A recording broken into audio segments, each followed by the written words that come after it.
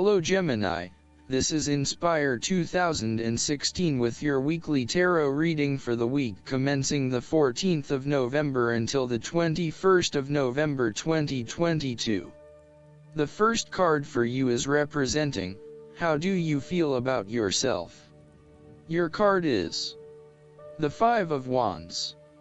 You are in the midst of conflict, tension, and competition, and it is impacting your ability to move forward with your goals. Rather than being able to work together with others, you are coming up against it and are constantly being challenged on your point of view. The trouble is that everyone is trying to express their point of view and opinions, but no one is listening, and so there is little progress. There is only conflict, and there is little or no value in the discussions that are occurring. Similarly, this card is representative of a group of people who are committed to an end, but they cannot fully agree on how to implement this goal, as each has their individual agenda as to how to bring this to fruition. Aim to turn this into constructive conflict by allowing each person to openly share their thoughts, but then listen to other people's thoughts. Once everyone has been heard and all opinions have been considered, determine the best path forward. The Five of Wands encourages an enthusiastic approach to change. Change is coming, whether you like it or not. However, your challenge will be in ensuring that everyone is on the same page and is focused on dealing with this change constructively and positively. Currently, there is scattered energy resulting from misdirected enthusiasm. Everyone has many ideas, but no one is there to bring them into one consistent path forward. Your role may be in identifying a clear strategy and purpose that can be implemented by all involved. The second card for you is representing, what do you want most right now? Your card is the Seven of Cups. What do you want most right now is clarity of making choices that have been presented to you. Although dreaming is beautiful and provides inspiration for action, you must at some point abandon your castles in the sky and begin to build those castles in your real life. A choice must be made, even though the apparent multiplicity of options seems to paralyze you with either fear or excessive anticipation. If you are unable to make a decision because of too many options, it is time to carefully evaluate the pros and cons of each option and make a thoughtful choice. You also need to be very clear about what it is you are working towards so that you can make the best choice. Make your decision with caution, as all is not what it seems to be. Great opportunities may turn out to be major problems later on, while less enticing options may turn out to be golden opportunities. With the Seven of Cups, there is a risk of illusion. You need to separate what is real from what is illusion. Protect yourself against unclear or wishful thinking and habitual daydreaming. Avoid intoxication and escapism. Oftentimes, this card shows choices and plans that have little or no basis in reality. Such things are typical of the developed imagination, and fine if they stay in the imagination. However, when you try to implement those ideas in the real world, you are leaving yourself open to inevitable disappointment when you realize that your vision simply does not work. The third card for you is representing your fears. Your card is the Three of Cups. You are afraid of betrayal of trust and possible cheating from someone close to you. On a broader scale, your creativity may be being stifled, and instead you are being forced to conform to the group in which you are operating. You may be part of a very tight-knit group that does things a certain way and is not open to innovation or alternative approaches. You need to consider whether you are willing to sacrifice your creative abilities in favor of the group's desires. The Three of Cups may also reflect isolation from others. If this is the case, it is time to take charge of the situation and to reconnect with your community.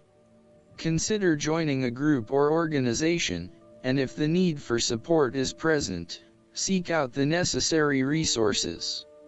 Similarly, you have lost touch with your close friends, perhaps due to a falling out or other, more demanding priorities such as work or family commitments. See this card as a reminder to reconnect with your friends, let your hair down and have a good time, without worrying too much about the consequences. On the other hand, the Three of Cups may indicate overindulgence in the party scene. You may be spending most nights out at bars and nightclubs, indulging in drugs and alcohol and throwing caution to the wind. You may also be in the work hard, play hard mindset, when what you need is greater balance in your life. Be mindful about the longer-term consequences of your actions and ask yourself whether this is indeed a sustainable lifestyle. Take a break from the social scene to regroup and get some much-needed sleep. The fourth card for you is representing what is going for you. Your card is the Four of Swords. This is a period of rest and recovery after a time of challenge, with the promise that, once recovered, you can and will return to the challenge. In the meantime, the Four of Swords provides a new challenge, to stay silent and inactive. This is the time to build up your mental strength. Meditate and spend time in a calm atmosphere. You need to replenish your strength and spend time in spiritual thinking. You need to rest and relax.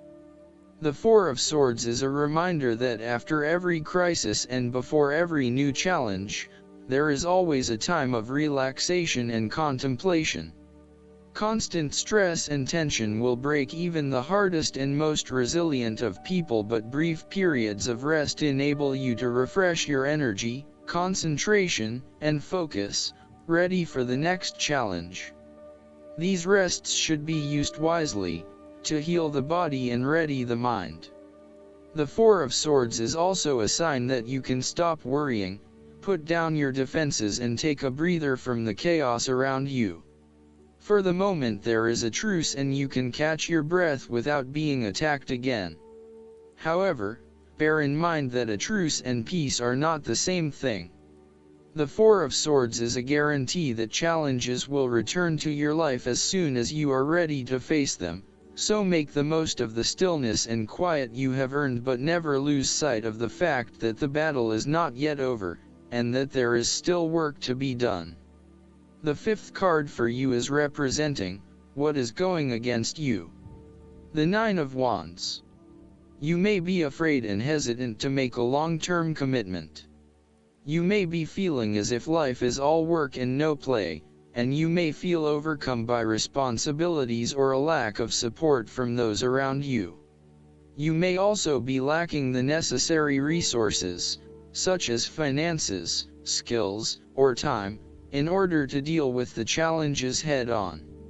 As such, you are hesitant to make any commitments in fear that your responsibilities will become all too much. You may also be more inclined to be a little on edge and on the defensive. The boundaries you have set around yourself are now becoming your cage, locking you into your old habits and behaviors. Be careful of dwelling on past frustrations and grievances. Just try to let go. You need to be mindful not to make assumptions or hasty judgments.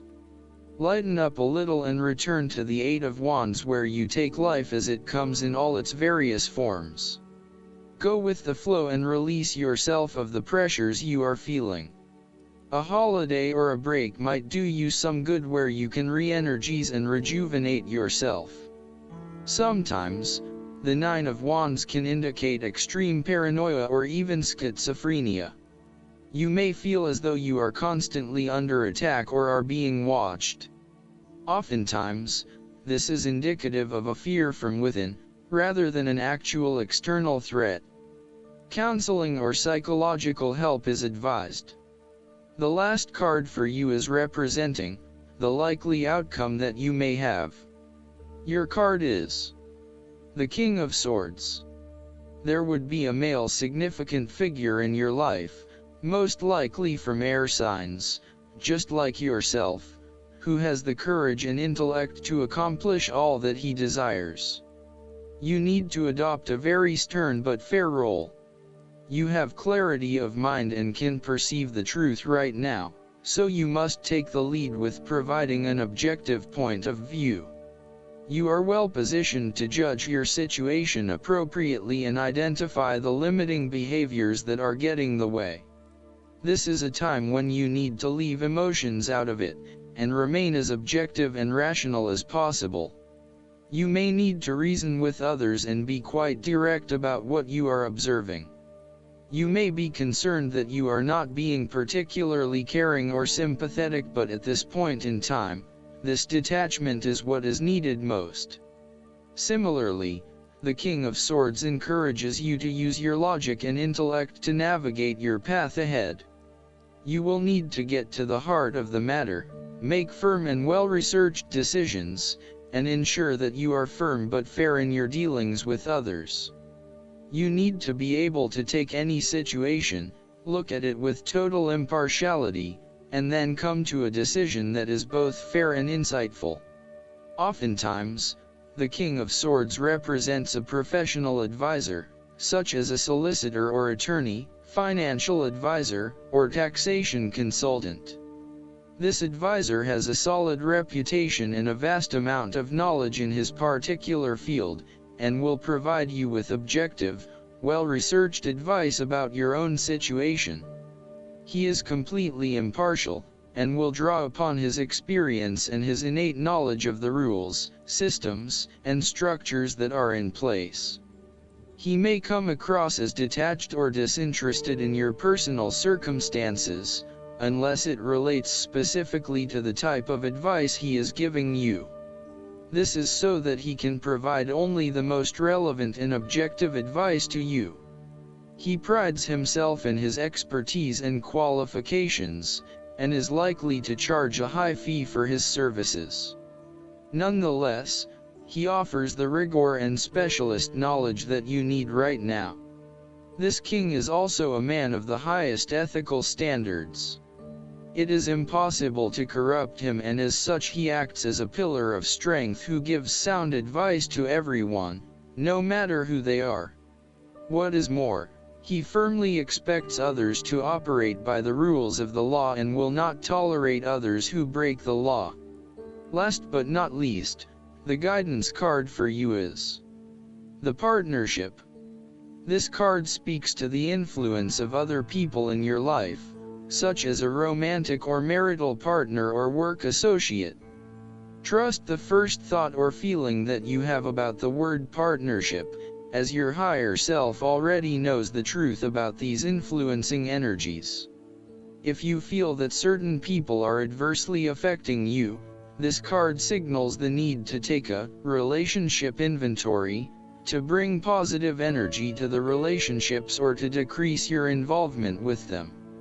Studies are showing that a person's income is proportionate to that of the people he or she spends time with. If you hang out with those who complain, this will bring you down. If you spend time with those who are working to improve their lives and this world, you'll feel inspired. This card also signals a business partnership, and again, trust your first thought or feeling for inner guidance. Many successful businesses are formed from partnerships, so you may be guided to network with others or to join a networking group to meet potential partners. God is guiding you to the right people to support the fruition of your divine life purpose.